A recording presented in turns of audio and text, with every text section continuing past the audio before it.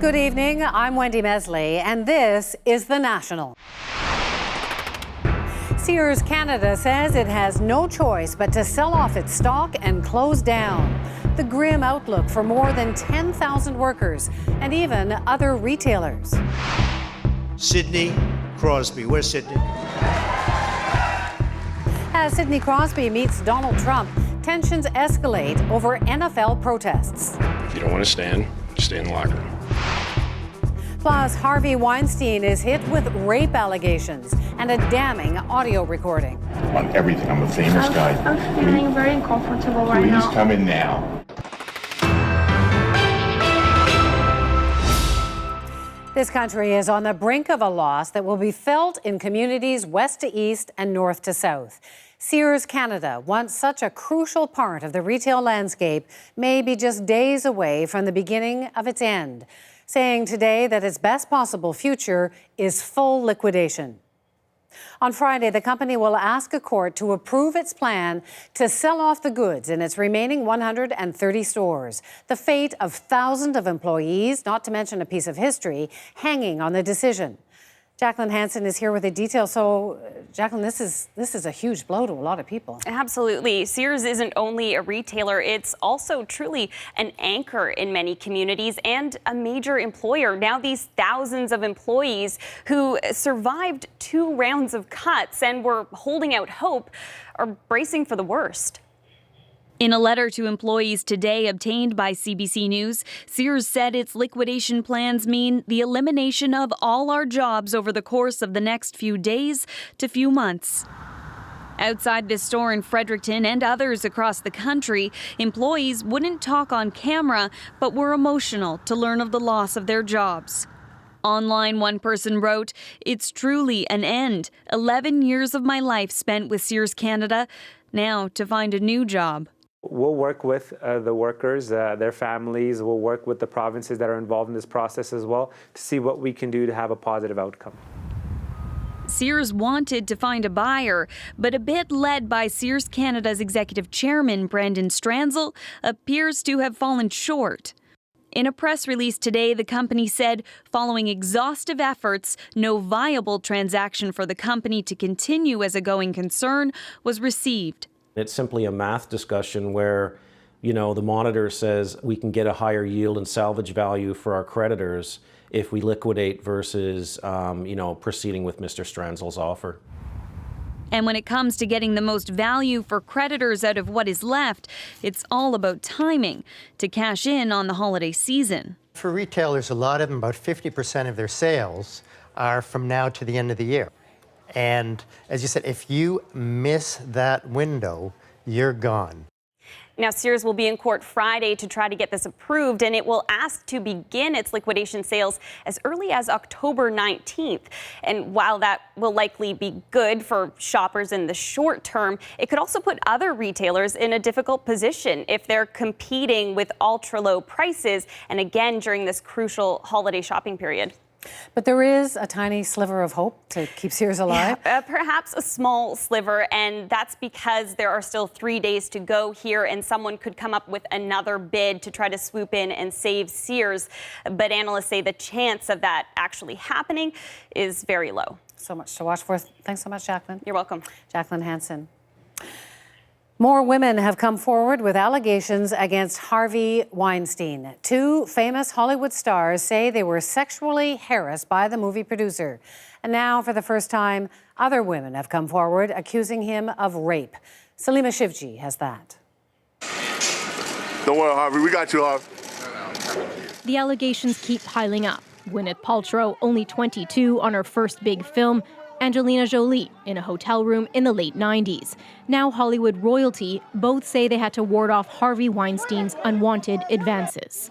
Others were less well known and hoping for a break, like Louisette Geiss. She says she was pitching her film to Weinstein in 2008 when he left the room and returned wearing only a bathrobe. I pulled my arm away finally and headed to the door. He started following me and telling me that he could introduce me to Bob Weinstein and that I could get a 3-picture deal and that he would greenlight my script. But I had to watch him masturbate. In the New Yorker today, more bombshell allegations, this time of rape leveled by 3 women, accusations Weinstein denies. The magazine also obtained this recording from an undercover NYPD operation of Weinstein speaking with model Ambra Batalana Gutierrez. I'm a famous guy. I'm feeling very uncomfortable right Please now. come in now. And 1 minute. And if you want to leave, when the guy comes with my Why jacket, you can go. yesterday you touched my wrist? Oh, please, I'm sorry. Just come on. I'm used to that. Come on. Are you used to that? Yes, come in. Police investigated, but Manhattan's district attorney decided not to press charges. And more reaction today from the political world, where Weinstein was a major donor to the Democratic Party. Hillary Clinton said she was shocked and appalled at the allegations, and she praised the women who've spoken out. Their courage and the support of others is critical in helping to stop this kind of behavior. And late today, Barack and Michelle Obama said they were disgusted by the reports. This Toronto actor, who says she herself has experienced inappropriate behavior in the industry, says one way to stop it is to talk about it. If people are given a voice to say this happened and this is how it affected me, it is positive. It's positive and it's important so that not only do they feel empowered, but they're also demonstrating that to other people. How you feeling? How you doing, though, Harvey? How you The doing? start of a much-needed conversation, perhaps, to break the silence and begin to force change. Salima Shivji, CBC News, Toronto. The Prime Minister is in Washington tonight ahead of a 4th round of NAFTA talks. Justin Trudeau will meet face-to-face with Donald Trump tomorrow. But today, the president was already negotiating, as only he does, using jokes to cover a more serious threat. Katie Simpson is covering the trip. Katie? Wendy, the Prime Minister landed in Washington as yet another sign emerged that NAFTA's days are numbered. Donald Trump fired a fresh round of mixed messages about the trade pact on the eve of his meeting with Justin Trudeau. In an article published today by Forbes, Trump told the magazine, "I happen to think that NAFTA will have to be terminated if we're going to make it good. Otherwise, I believe you can't negotiate a good deal." Then, when the Stanley Cup winning Pittsburgh Penguins visited the White House, he joked about having the team's owner renegotiate the agreement. Ron, how about negotiating some of our horrible trade deals that they've made over there? But I really mean that. If you want to get involved in negotiating NAFTA, I like it. Because we're renegotiating NAFTA, Ron. Those words loomed over Trudeau's arrival, but he wasn't able to avoid the subject when he spoke at a gala tonight celebrating powerful women in business. Canada and the United States are tremendously intertwined, and when one does well, the other does well, and when we both do well together, I think we're unstoppable in the world. NAFTA talks are not going well, and Trudeau will discuss the tense renegotiation process tomorrow when he meets with Trump at the White House. Canada is making backup plans in case the deal can't be salvaged, and Trump's interview with Forbes hinted the U.S. president may be in favor of one-on-one trade deals rather than multi-country agreements. Behind the scenes, Canadian negotiators are preparing for every scenario imaginable. Trudeau will also bring up 2 other trade sore points with Trump: the Boeing Bombardier spat after the U.S. slapped nearly 300% duties on Canadian-made C-Series passenger jets, and the softwood lumber dispute. But don't expect any grand announcements. A win for the Prime Minister would be as simple as the President giving public reassurances about the importance of doing trade with Canada. Wendy. Thanks so much, Katie. Katie Simpson. There is, of course, a third player in the NAFTA negotiations, Mexico. Justin Trudeau will head there Thursday. Today, Mexico's foreign minister said it will only stay in NAFTA if it's good for national interests. And if the agreement is terminated, it would be a breaking point for U.S.-Mexico relations. As we mentioned, today Donald Trump met with another prominent Canadian, Sidney Crosby, along with the rest of the Pittsburgh Penguins. Champion sports teams have long been invited to the White House, but this president is in the midst of a showdown with some other professional athletes. Lindsay Duncombe has more. Stanley Cup champion Pittsburgh Penguins made that traditional congratulatory stop at the White House today. Where's Sidney? As awkward as this looks, Look at him, he's shy. both the U.S. president and the hockey team managed to get through the event without prompting any controversy. Worth noting, in today's climate of politics and professional sports, the controversy about National Football League players kneeling for the national anthem appeared to escalate today. In a letter to teams, League Commissioner Roger Goodell wrote, "Like many of our fans, we believe that everyone should stand for the national anthem. It is an important moment in our game. We want to honor our flag and our country, and our fans expect that of us." He stopped short of saying teams should mandate players to stand, but insinuated that may be on the table at league meetings next week. The White House would certainly be on board with that. I think we would certainly support the NFL coming out and asking players to stand, just as the president has done. And some coaches appear to be losing patience with the controversy. If you're out there for the national anthem, you're standing. If you don't want to stand, stay in the locker room. The kneeling started as a way to draw attention to inequality, specifically how black men are treated by law enforcement. Get that son of a bitch off the field right now. Out. He's fired. But the president's comments have morphed the debate into a question of patriotism, all while exacerbating racial divisions. Some warn any move to force players to quit protesting could backfire. The idea that we're going to now start legislating this, oh my goodness. The NFL, that's a slippery slope. The commissioner said the league wants to work with players to draw attention to social issues during the season, but the tone suggests that's something the league wants them to do on their feet. Lindsay Duncombe, CBC News, Washington. Coming up, in the decade since she died in combat, Nicola Goddard's legacy has lit up many lives. The last count we had was about 1.8 million people. Plus, a Vancouver woman goes public about her broker and the $250,000 he pocketed in commissions. Emergency crews across California are desperately trying to contain multiple wildfires that have killed at least 15 people. 50,000 hectares have already burned in California's famous wine region alone. At least 20,000 people have been forced from their homes, and some 2,000 buildings have been destroyed. On top of all that, there's no rain in the forecast for at least another week. Kim Brunhuber has the latest. It came like a burning tsunami, a wall of flames 30 meters high, traveling at highway speed. It was like Armageddon. There was just fire. This was on fire. And not just one fire, but more than a dozen, propelled by 112-kilometer-an-hour gusts known in these parts as Diablo winds. Communities have been overrun. This is my neighborhood, in flames. Residents tried to save their houses. Hello, sir. Slaughter County Sheriff's Office. First responders went door to door, urging residents to get out. In the dead of night, thousands grabbed what they could and fled. Yeah, trying to get out of here. We saw it now, it's getting across the road. It's all bad. Some didn't make it. In addition to the dead, more than 100 people are listed as missing, many others recovering from burn wounds and smoke inhalation. It's horrible. I couldn't stay because I couldn't breathe. They've called in firefighters from around California and neighboring states. For some of the bigger fires, the level of containment is zero. Because the sheer size and scope of these fires right now is massive. The federal government has approved the state's declaration of disaster and is sending in FEMA to help. The federal government will stand with the people of California, and we will be there for you in this time of terrible tragedy and need.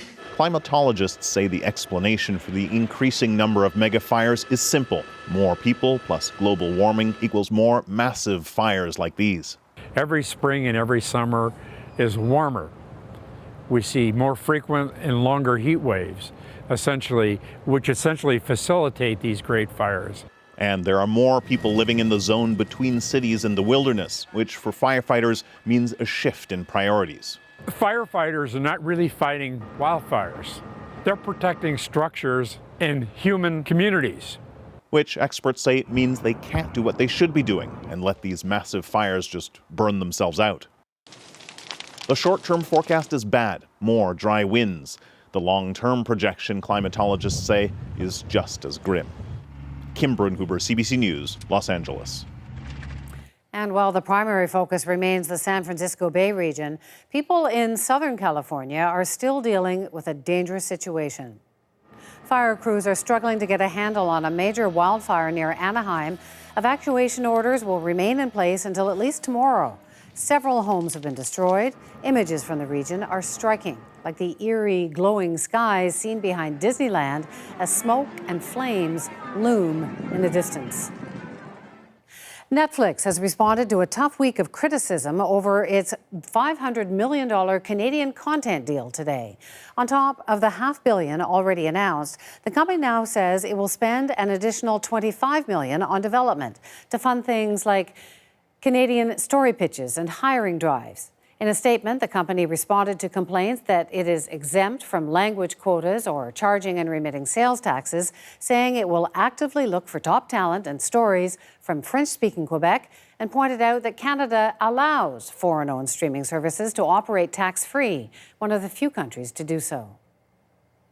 People in Spain and across Europe anxiously awaited a speech from Catalonia's regional parliament today after an independence referendum deemed illegal, a brutal crackdown by Spanish authorities, and a massive pro-unity rally on the weekend. It was Catalonia's move. Would they declare independence or not? Margaret Evans reports from Barcelona. Those who would have Catalonia liberate itself from Spain began gathering in the center of Barcelona early on, anxious to hear the words of the Catalan president and to witness what they hoped would be history in the making. Faces turned towards giant monitors in hopeful expectation. The society here has been so divided for weeks now, if not months and years. People in Barcelona say that the feeling of apprehension, anticipation has been almost unbearable in the lead to this moment. When Carles Puigdemont appeared, there were huge cheers as he said he assumed the mandate of the referendum that Catalonia should become an independent state in the form of a republic. But he also said that for now, he would suspend that declaration in pursuit of dialogue with Madrid. Not just to reduce tensions, but to make a compromise to advance the demands of the Catalan people. An olive branch, a climb down, or simply buying time. Either way, many in this crowd were not happy. We all thought we were going to listen to our president declaring the independence of Catalonia, but we've seen that he's not convinced on doing it. But Catalonians are divided on the issue. I don't see any reasons for independence. We live in a democracy. We are part of Europe. The European Union has been putting pressure on Madrid and the would-be secessionists to pull back from the brink. But so far, the Spanish government seems unimpressed with today's gesture. The Deputy Prime Minister said the Catalan leader doesn't have the right to impose mediation on Spain without returning to the rule of law. Those yearning for clarity today didn't get it. Margaret Evans, CBC News, Barcelona. Regardless of the outcome, the uncertainty has already taken its toll on both Catalonia and Spain. Many banks and businesses headquartered in Barcelona have moved out. Spain's 2018 budget has been delayed. Legislators are wondering if they're about to lose 1/5 of their economy. And if the uncertainty drags on, ratings agencies say Spain's credit rank could drop, deterring foreign investment. Straight ahead, our Turning Point takes a deeper look. Where did Spain go wrong?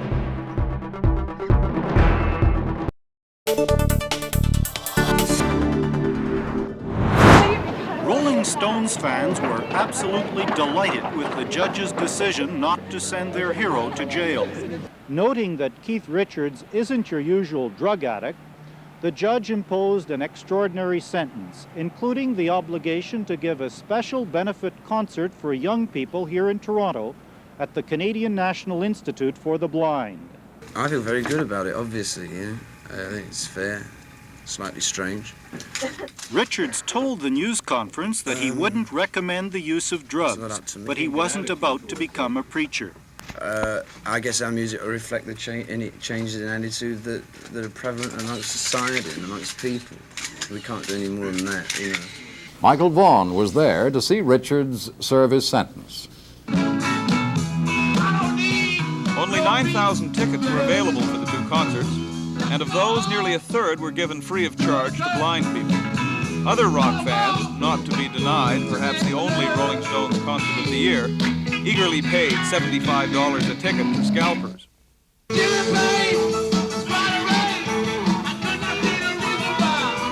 The performers are collecting no fees or travel expenses for these shows. However, rock concerts are expensive to stage, and the Canadian National Institute for the Blind expects to show little, if any, profit.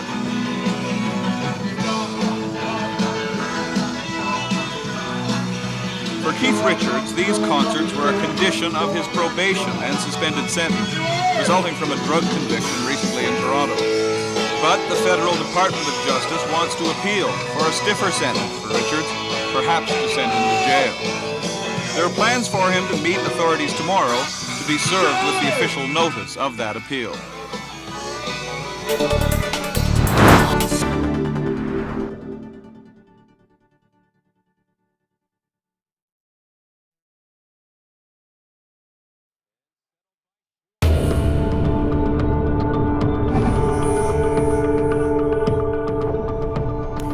Breaking up is hard to do, especially when it's a country. Catalonia, Kurdistan, Scotland, and Quebec, they all have a common interest here. Today, the Catalonian leader asked for dialogue, a peaceful recognition from Spain of Catalonia's independence. Ens han demanat que obrim un temps per donar l'oportunitat. But that doesn't seem likely. Independence movements always come with tricky politics. Whatever path we take, it should be one decided by us, not for us. And for Canadians, familiar ground. If Canada is divisible, Quebec is divisible. It's the same logic. The question of when a people should be able to gain independence never has a straight answer. There are active movements all over the world right now. What is it that drives them? And are peaceful solutions possible? To get answers to some of those questions, I'm joined by Sam Nutt, Executive Director of War Child Canada. She's in Toronto tonight. And Martin Patrickin of iPolitics is in Montreal. Hi there.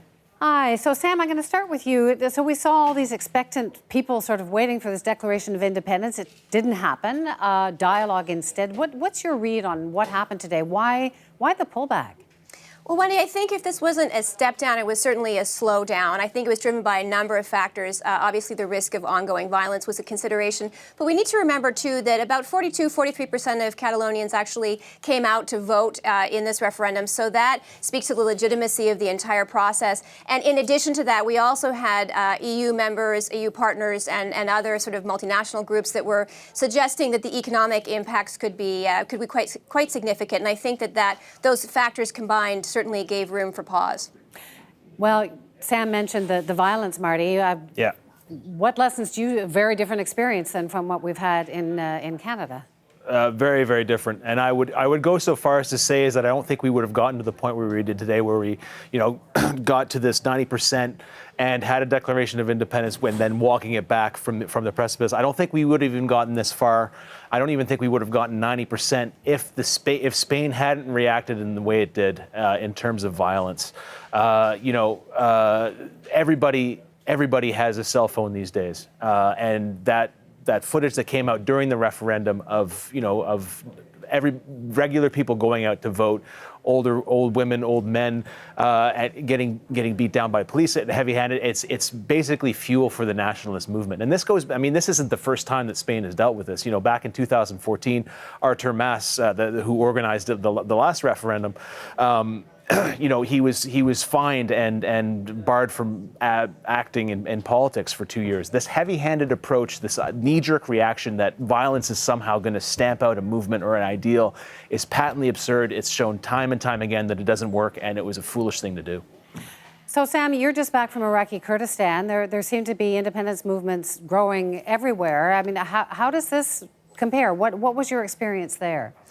The Iraqi Kurdistan situation is, there are certainly some similarities, but it's quite different. I mean, we're talking about a part of the world where memories are long, but history is even longer, and the grievances among the Kurds, I mean, these date back centuries, but particularly looking back at Sykes-Picot and the fact that they were denied the sort of territorial integrity as a part of that. I mean, these have always been a number of variables, but in addition to that, there are major economic interests. I mean, this is a part of Iraq that has significant oil reserves, and the sort of economic power sharing around that has been highly disputed.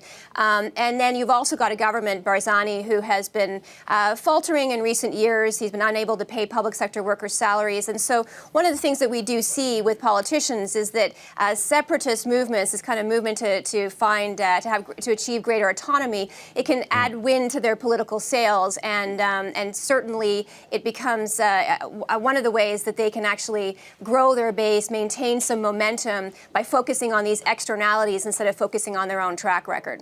Any wind in the sails of the Quebec sovereignty movement from this, Marty? For sure. They take inspiration from wherever they can. A similar thing happened during the Scotland referendum a few years ago, and it's happening with this one. I saw a pundit today on TV, a former politician, actually break down and cry while he was talking about this thing. And you have to remember this. This is a key part of it, is that this is a heartstrings issue. It's very, very emotive for a lot of people, and the sort of narrative and the rhetoric that the sovereignist movement in Quebec is a spent force, while probably true, adds to some of that nationalist fire. So it brings up that spite, that sort of the idea that, oh, we're going to show you, we're going to come back. And when that spirit is sort of enlightened within nationalists, when they see things like what happened in Catalonia, that despite violence, despite every sort of large force, economic and otherwise, in the world, probably against this, comes out and has the result that they had. It's inspiring for them. There is the whole question, Sam, of legitimacy. There wasn't a huge turnout for this referendum. No country ever wants to be split up. There's pushback. In Canada, we saw Jean Chrétien saying, and he brought in the Clarity Act to set rules. How do you ever know when it's appropriate? Well, and I think this is something that governments around the world wrestle with, and certainly our own government, as you mentioned, has wrestled with. I mean, there has to be a high level of participation. We did not see that in Catalonia. As I mentioned, less than half of people actually showed up to vote. And then in addition to that, you have to have a very, very clear, decisive kind of question. And so where that sits, it's really hard to know. It's at a minimum 50% plus one. But you would like to see, if you're going to take such extreme measures as that, you would like to see an overwhelming majority of people living within that region who come out and vote and support that particular step. What's your sense, Martin? We had. I mean, if you look at Quebec's history, we voted no, of course. So Quebec is still very much part of Canada. The issue of clear majority is very, very important indeed.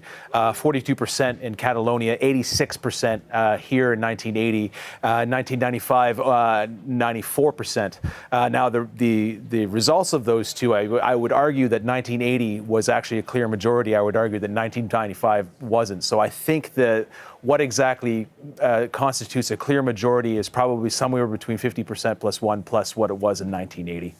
Got to wrap up in a moment, Sam, but I'll end with you. Why are we seeing all of these pushes for independence now? What's changed?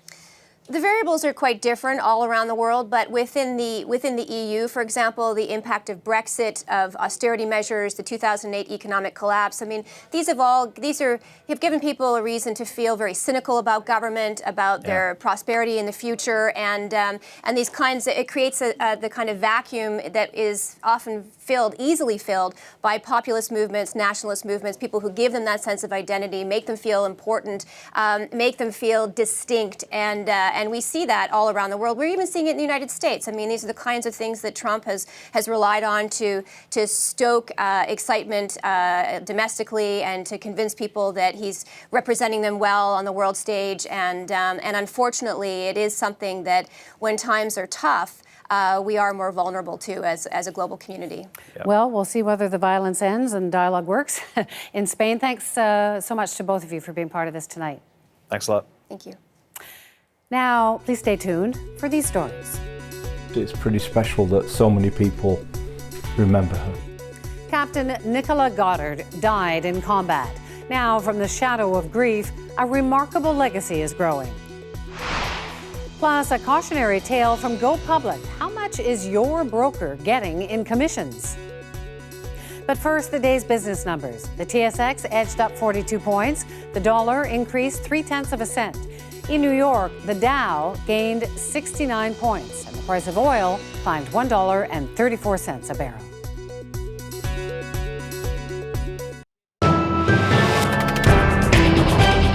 CBC News Magazine.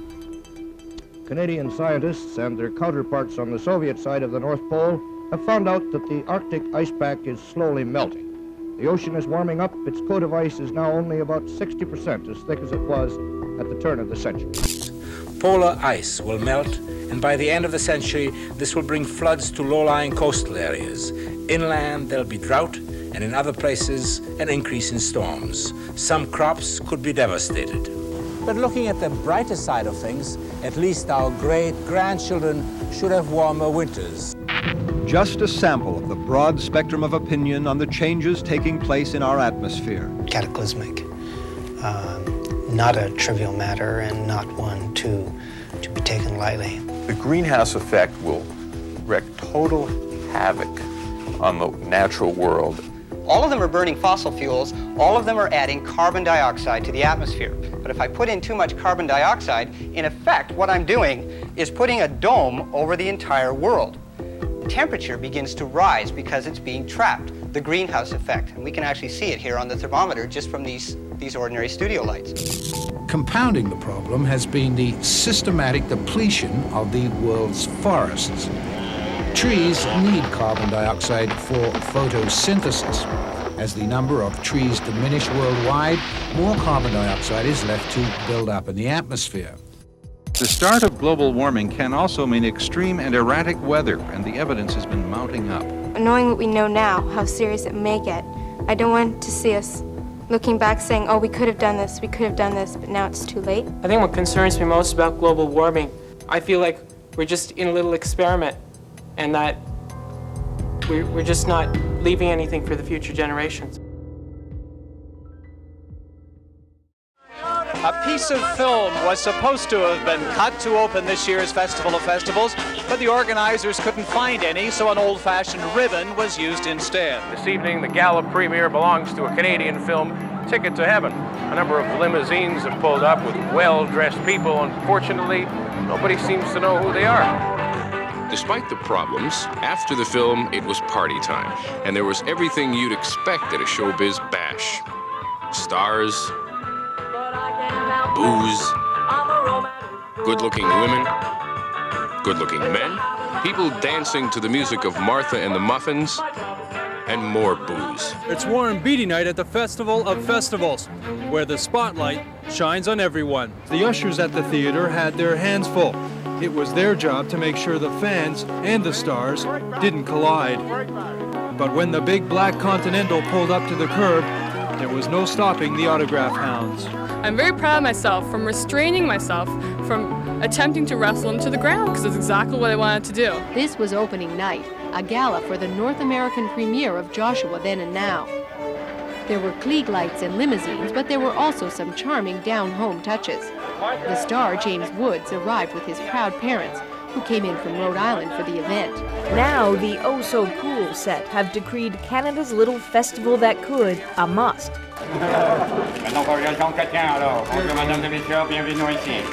That, of course, is Robin Williams, Claudia Schiffer. It's the only film festival in the world where you see all of the most important films. You see a whole year come in advance. As un-Canadian as it is to gloat, movie critic Roger Ebert says go right ahead. Yeah, it's okay, Canada. It's okay. It's a real big, real good festival.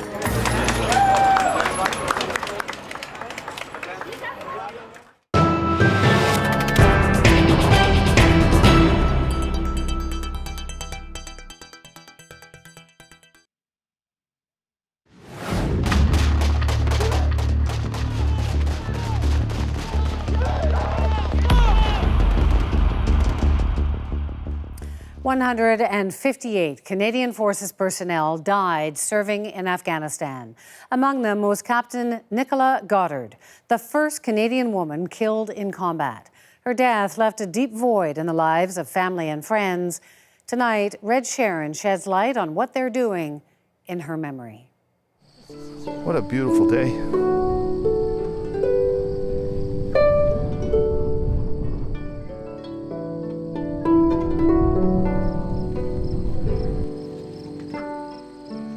Oh, they're pretty. Yeah. Nicola just loved the bright colors. I don't know that there was a particular kind that she liked, but you know, the yellows and the pinks. Yeah, I mean, and at just this gorgeous. time of year. Yeah, just right. gorgeous. Sally Goddard is talking about her oldest, her firstborn, Nicola.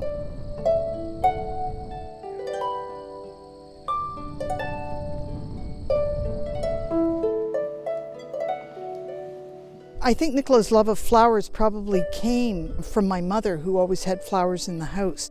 It was a sign of summer, it was a sign of just beauty, I think. But these days, they are also a sign of remembrance, because Nicola Goddard, Captain Nicola Goddard, has been gone more than 10 years now.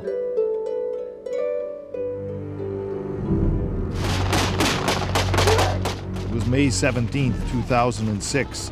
The crew commander and her unit found themselves in a firefight on the outskirts of Kandahar in Afghanistan. Their Lab 3 was hit by 2 rocket-propelled grenades. At the age of 26, barely 2 weeks after her birthday, Captain Nicola Goddard was gone. Her unit, a tight-knit group, helped carry her home. People lined the Highway of Heroes to say goodbye. The Canadian Forces lost another soldier in combat. Captain Nicola Goddard is the 17th Canadian to die in Afghanistan. As the first Canadian woman to die in combat,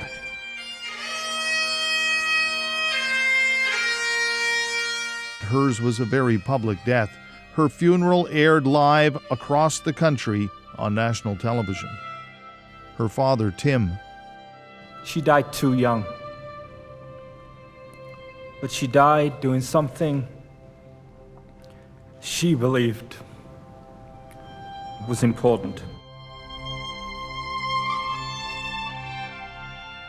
Stories emerged about her leadership, her bravery, and her dedication to her team.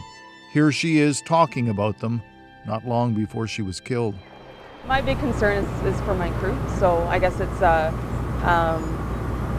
the big pressure's on me is if I make a call and it's the wrong call, so I won't know that till I do it, and then you just hope for the best after, I guess. So that for me, that's my biggest concern. I know my guys know what to do. I got no worries with them. Her team also had a tremendous amount of respect for their leader. It all helped Sally and Tim cope, as well as Nicola's 2 sisters, Victoria and Kate. But as they grieved, they decided they wanted to do something more. It's almost like she was the poster child for the place. Right. And so they thought about Papua New Guinea. Because as happenstance would have it, Nicola was actually born there. This was her birth announcement. When we lived on the Trobe, she was the only white child there. Blonde hair and white skin, she was sort of a magnet. Tim and Sally were teaching there at the time, until they moved back to Canada when Nicola was 3. Their little blonde wonder was a bit of a local celebrity, and she was fearless. I remember once I went down to the village to pick her up after school, and she was sitting there, and she was, 2.5, with a coconut and a bush knife, a machete, like almost as big as she was, cracking this coconut. The whole community kind of adopted her, didn't they? Yes, she was able to walk around at will and just find people to talk to and find people to play with. But their memory also includes the fact that Papua New Guinea could also be a dangerous place, especially at night with very little lighting. It led to an idea to help change that in Nicola's memory, and the Light Up Papua New Guinea program was born. Will this one work? I think that'll be great, yeah. Now, close to 9 years later, Sally is heading back. She's heading over there on her own. Yeah. Are you concerned about that at all, or she's pretty used to being a world traveler? Oh yeah, she's used to being there, and she's with friends, and both traveling with friends. And when she gets there, there's people we know. It's almost 15,000 kilometers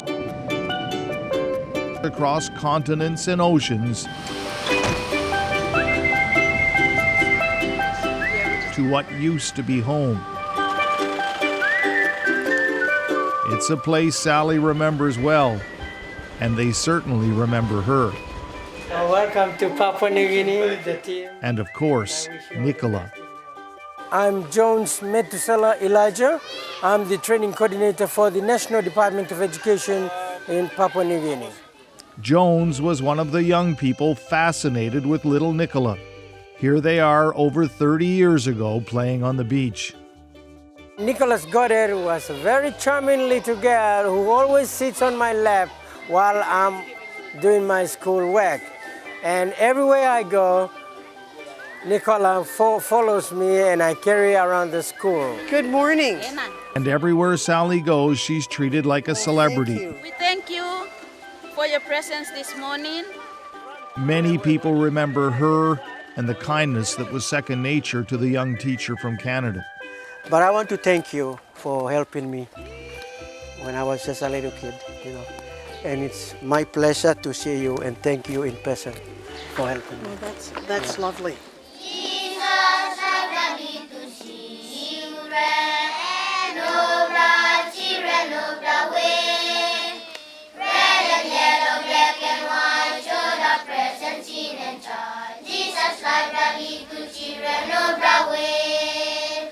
Thank you very much for welcoming us to your place.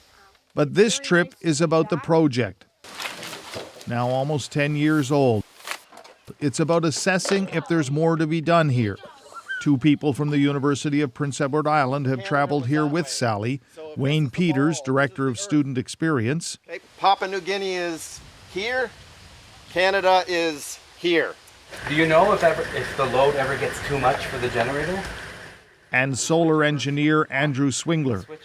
1 drum for 3 whole nights. I have a specific curiosity about how we might be able to bring solar power, solar lighting to improve the situation that might be happening here. Solar lights? Yes. But a lot has changed here in recent years as well. It's not only this house that we have light, but we've supplied other houses. How many of these have you installed, these systems? This is only one in here. Yes. And there's other one at the school. Yes. And there are some more in other schools. Beyond the foundations work here, many more people now have access to solar systems, the ability to buy and install their own in more remote areas. And on this trip, it's all helped Sally to decide, walking on the beach Nicola used to play on the very day that is her birthday, that perhaps it's time to move on. We've kind of come to the end of what we can do with that project. It's a wonderful legacy and it's something to be proud of.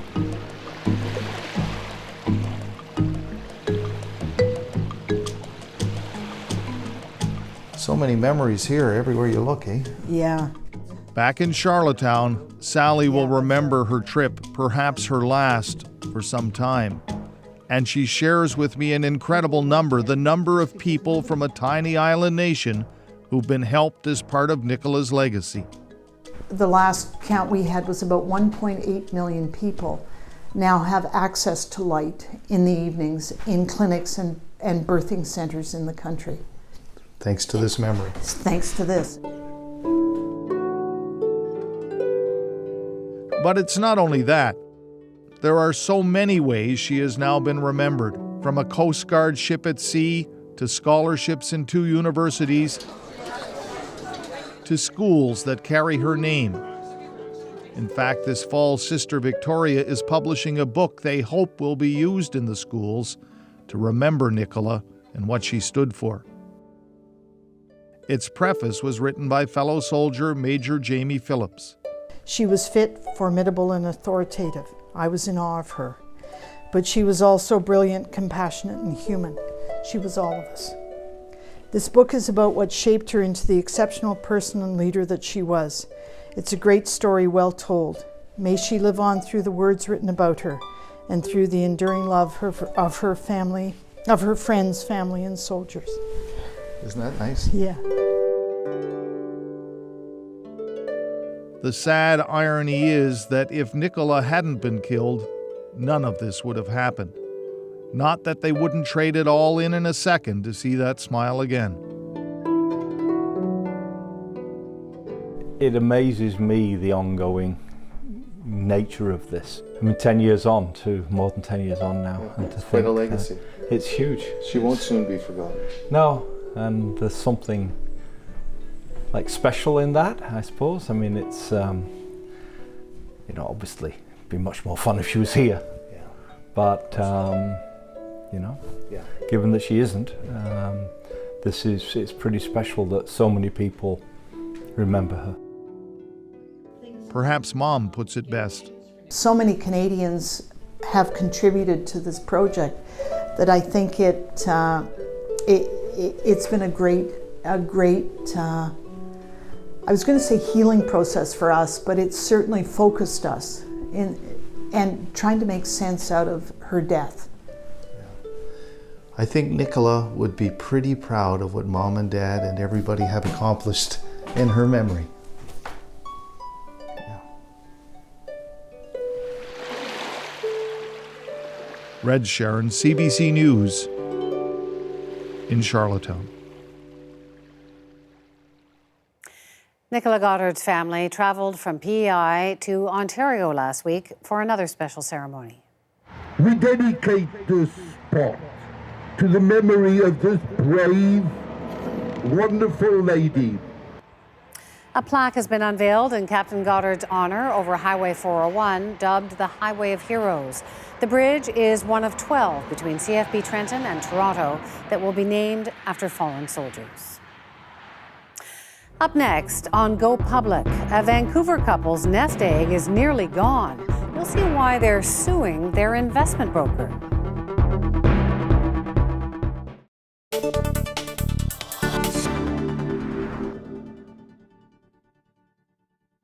It has been a wet and deadly 36 hours in northeastern Quebec. All day, local radio has been warning people in dozens of specific areas to leave their homes.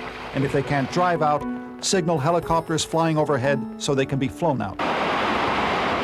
At least 7 people are dead, several more are missing, and thousands more have been forced to flee. A minister in the Quebec government described the situation in this region as apocalyptic, catastrophic. For more than a day, torrents of water have crashed through villages, towns, and cities, taking houses, in some cases entire buildings with it. Like clockwork, every 5 minutes a helicopter lands, bringing refugees from the flood. These people are from Grand Bay. It was terrible, like hell. This is what they're escaping. Hundreds of homes drowning in mud, hanging by a thread, or giving in to the relentless river. No one knows how many bridges and roads have collapsed, and the landmarks wiped out. This old pulp mill reopened as a museum just 2 weeks ago. Now it's a $6 million write-off. This disaster is unprecedented in Canada, and so is the Relief Fund, the largest ever collected by the Red Cross. The money has come from people all over the country, and this region knows it. C'est des choses de même que tout le monde nous aide, puis tu sais, faut voir ça pour croire ça là. Same with the destruction. The cars buried under mud, the homes swept out into the river, whole neighborhoods gone. That one house with the now famous foundation that alone resisted. Things people here will never forget, their disaster and the charity of others. Good evening. It's official now. The F-18A has won the fighter plane contract. The winning McDonnell Douglas 18A will cost $15 million a copy and is almost certain to be a highly controversial buy. General Dynamics, makers of the F-16 and the losing company in this competition, has issued a statement saying the benefits it offered were higher than the government gave it credit for, and that the price of the plane the government has bought will go up because of continued problems with it. For all of its weaponry, the toughest battle the F-18 Hornet may ever have to face is the barrage of poor publicity it's now attracting. Its costs have been climbing, and some media reports have described the Hornet as a lemon. Earlier this year, the U.S. General Accounting Office blasted the plane. It was nearly a ton overweight, its undercarriage was faulty, it had problems of drag, reduced engine thrust, range, and its acceleration was below specifications. Canada now has nearly 40 of them and expects to buy 100 more. Each of them costs $30 to $40 million. Today it was revealed that the CF-18 and its American cousins in the United States Navy have the same problem. Cracks have started to appear in the tail section when the fighter does the combat maneuvers it was designed to do. It's a relatively minor problem. It's one that is readily identifiable. The cause is known. This latest fault is sure to add to the criticisms of those people who felt that Canada should have bought many more of a competing aircraft, a fighter that came with a much lower price tag.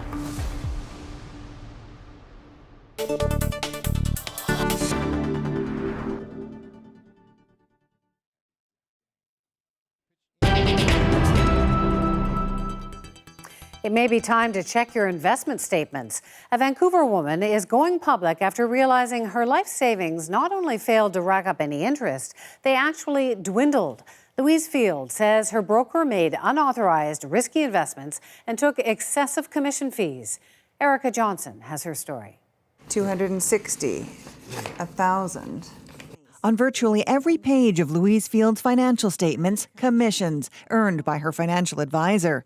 She says he claimed her $1.1 million account had tanked because she spent too much on living expenses, bought a $500,000 condo, and the market took a downturn in 2008, leaving just $45,000. Commission, commission, commission. But when Field and her husband took a closer look, they found endless trading, often in high-risk securities she says she didn't authorize, generating her broker major commissions. Shocked, actually, quite shocked. Go Public took Field's financial statements to UBC for analysis, asked a professor of accounting to add up the commissions paid during 4 years Field's financial advisor did the most trading. I was quite surprised to see that total. According to his calculations, the broker generated over $250,000 for himself and his firm, often investing in high-risk stocks Field says she didn't authorize. One particular company was bought and sold and then bought and sold again over a short period of time. Field is now suing her financial advisor. In his statement of defense, amongst other things, he claims all trading was done with his client's knowledge and consent. She's suing her broker's investment firm, too, Mackey Research Capital. Part of its statement of defense says Field was a sophisticated investor and it's not liable for its broker's alleged actions. This lawyer has represented hundreds of clients he says have suffered from greedy financial advisors generating commissions. The consumer, when they complain, gets told just absolutely ludicrous things like, you're sophisticated, you're out of time. Dealers do not make money out of paying when they've done wrong. They make money out of selling product. Today, Go Public has heard from other consumers who say their financial advisors racked up big commissions too. Broker Simon Jakes has faced disciplinary action, banned from ever being a registered financial advisor again. Erica Johnson, CBC News, Vancouver. All of our Go Public stories come from you. If you've got an idea or an issue you'd like the team to investigate, email gopublic@cbc.ca. Coming up, going back to school is a special treat for some Manitoba First Nations kids. They finally have resources in line with what other kids get.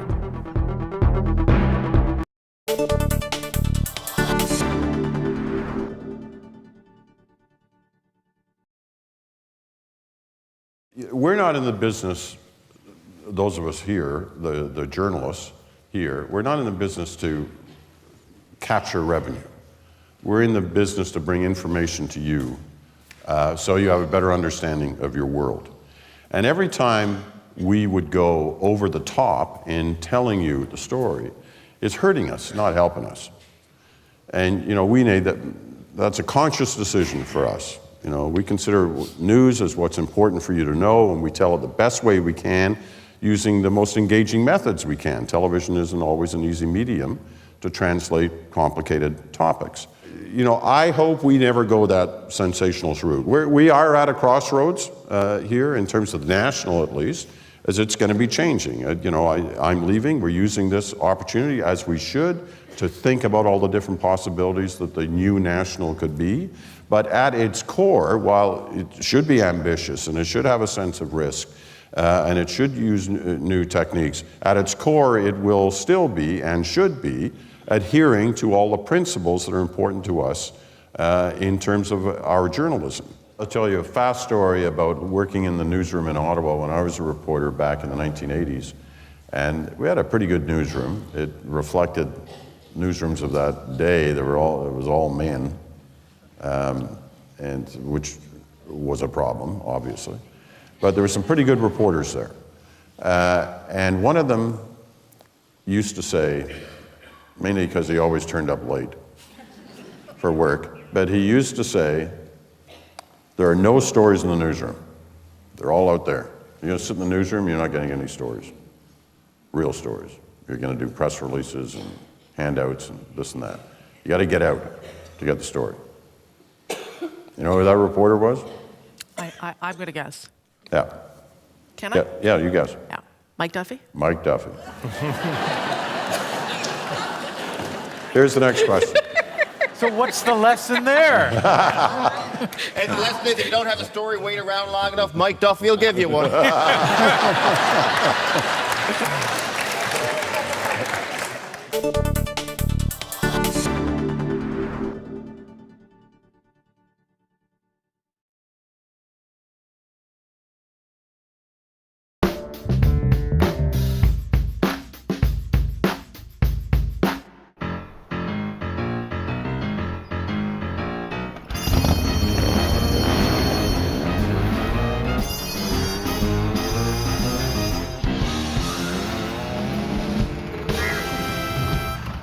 CBC Music presents the Canadian Music Class Challenge. Teachers, go to cbcmusic.ca/music class and upload your students playing a selected song to enter.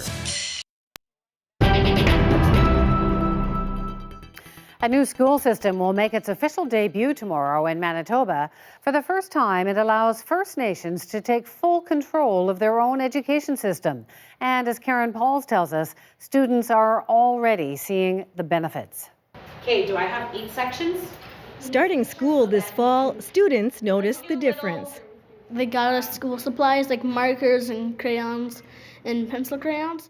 The new paint, smartboards, and classroom resources have created a new attitude. I need education. It's good for my brain and my life. It's all because of a groundbreaking $40 million initiative announced last December. That respects the principles of First Nations control over First Nations education. Putting control over the budget and curriculum in 10 on-reserve schools in the hands of an Indigenous designed and operated school board. This will give the kids encouragement and to keep moving forward. The official launch takes place tomorrow. Administrators sent an invitation to Prime Minister Trudeau, but didn't get a response. Dear the Right Honourable Justice. So the students invited him. I would be so excited to show you my school. The video went viral. A few days later, this response. Hey kids, thank you for your amazing invitation. Trudeau is in Washington, but he sent his best wishes. So congratulations to all of you and enjoy the feast. That was really cool. Like he was participating and answering back fully. More funding and better resources means students in schools on reserve will have the same opportunities as those in the provincial school system. And as the Prime Minister himself says, for these young people, the sky is the limit. Karen Pauls, CBC News, Broken Head Ojibwe Nation. Before we go, here's another look at a couple of our top stories. A major Canadian retailer is asking to sell off its remaining assets. Sears Canada says liquidating its remaining stores is the company's best option. A court will likely weigh in on Friday.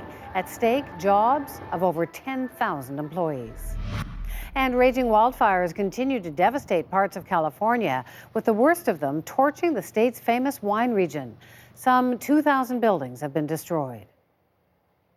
And that's the National for Tuesday night. For news at any hour, you can always go to cbcnews.ca. I'm Wendy Nestle.